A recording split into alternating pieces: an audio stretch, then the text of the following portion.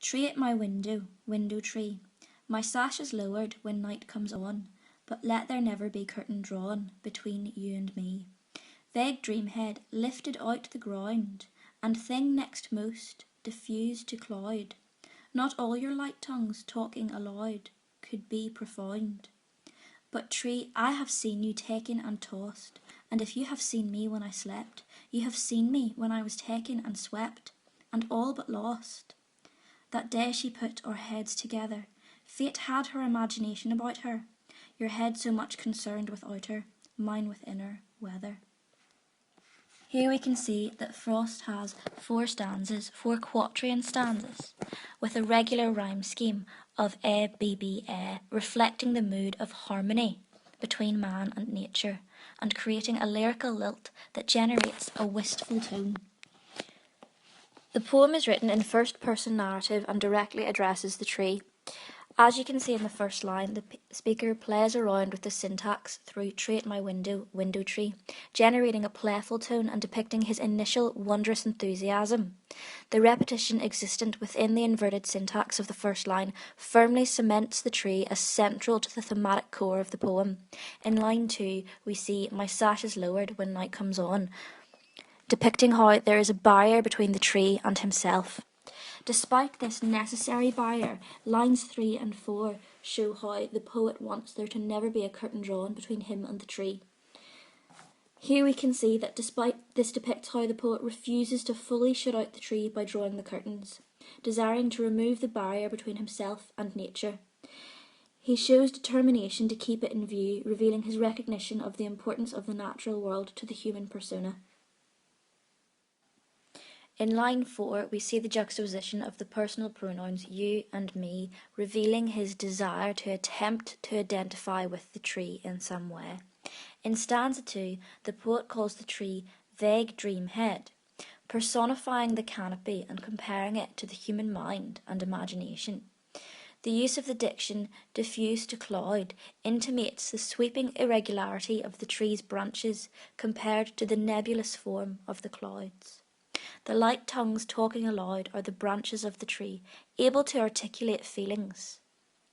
The alliterative T sound in tongues talking recreates the oral imagery of the moving branches and leaves.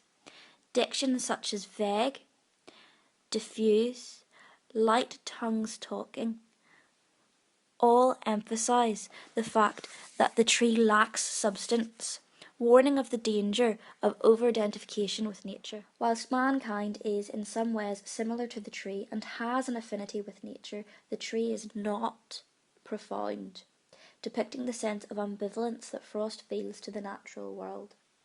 The poet's choice of diction makes it clear that this personification is fanciful, stemming from the speaker's desire to project human vision onto the tree. It is the tree's shape which seems dreamlike by virtue of its diffuseness and looseness, not because of any mental activity by the tree. This is reiterated through the tongues which can never be profound, dispelling any notion that the tree has something of depth to communicate to the human world. As with vague and diffuse, light tongues could merely be a sensuous description of the physical attributes of the tree, evoking the soft rustle of the leaves as they are shaken by the wind. The idea of the tree being lifted out of the ground imports the force and growth of nature which have given life to this tree. Stanza 3 begins with a direct address to the tree, where the speaker comments on how he has witnessed the tree being taken and tossed. The alliterative T sounds here help recreate orally the violence of the storm. The poet sees the tree as a fellow sufferer with similar tensions and qualms, shown through the parallelism or repetition in taken and tossed with taken and swept. The poet sees the tree being physically tossed around by the storm outside, and the tree becomes an extended metaphor for human suffering and inner turmoil. It is in stanza 3 that the speaker's identification with the tree becomes clearly symbolic. Notice how he says, with certainty, I have seen you taken and tossed, contrasting to the if you have seen me when I slept of the following line. the if revealing how the poet steps back from over-identification or any temptation to seriously project any kind of human vision onto the natural world. The tree externalizes and represents the poet's experience of being buffeted by and at the mercy of forces which threaten the poet with annihilation, leaving him all but lost, i.e., his own internal suffering. Weather becomes a metaphor for human suffering, particularly of the mental, spiritual, or emotional variety, and the speaker touches yet again on the dark night of the soul experiences which we witness in other Frost poems. However, Frost's tone is never self-pitying, and he accepts these inevitable times of being taken and swept with characteristic stoicism, not allowing himself to dwell too much on the findings of his own inner searchings. He refers to his moments of introspection in passing, rather than opening up too much about his discoveries, but his reticence by no means diminishes the intensity of his suffering. In fact, by saying very little, he powerfully hints at the terror in these times. Whilst mankind and nature may complement each other, they are not the same. The final stanza confirms the difference between the man and the tree.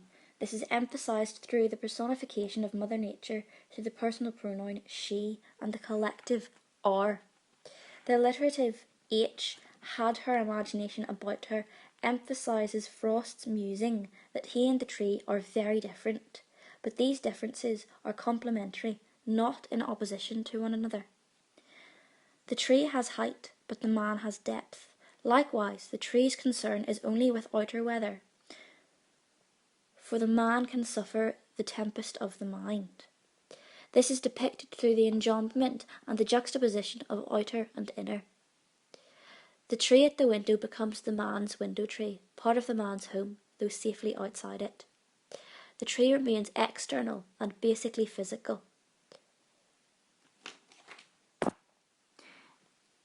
Its dream head does not create dreams. Man alone is the only species capable of imaginative dreaming and all the positive and negative advantages of such a capability.